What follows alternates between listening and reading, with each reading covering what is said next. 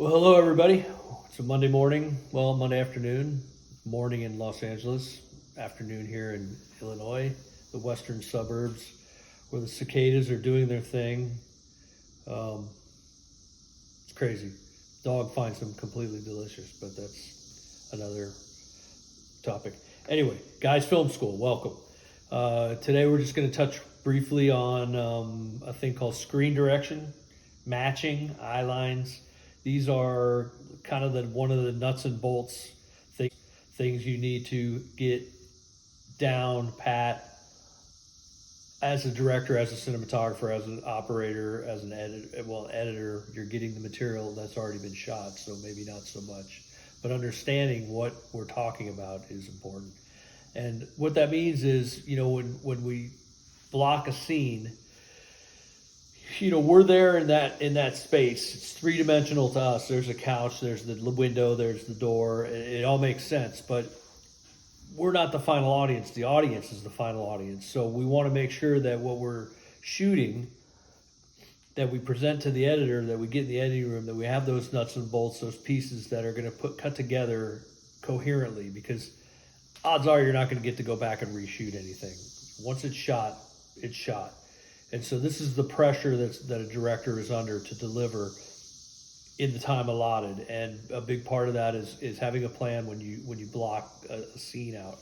And what I mean by having a plan is you want to kind of follow a line, an invisible line in which, I use the heads a lot.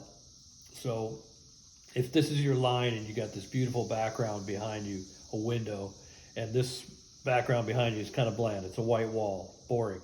So you want to shoot this way. So on the camera, these are my two actors. This is a classic 50-50 shot. It defines geography. You can get back and get giant wide, or we call it high, wide, and handsome, or high, big, high, wide, and stupid. And you get back and you get a big wide shot to really show the audience where we are in space. You run that shot through the whole scene, so you can always cut back to it whenever you want to reorient the audience. Okay, remember we're in that room with the cool window and the couch and the door, and that's where the bad guy's going to come in, whatever. So when we block that out, we know we want to be on this side of the line, right? We don't want to be, as a camera, on this side of the line, because then we're jumping the line, and it makes it harder once you get in the editing room to cut these scenes together, because you're going to have eye lines that don't match. This actor is going to be looking right, correct, when we get into our coverage. And this actor is going to be looking left, right, correct. So they looked at each other. But if you jump that line and you suddenly cut from this actor looking right and this actor looking right, it doesn't make any sense. They're both, when you cut it together, again, we were there in the space, so it makes sense to us, but the audience was never there. It's either going to be going to appear that they're looking in the same direction, which makes no sense, or that one is looking this way, one is looking this way, and that doesn't make sense either.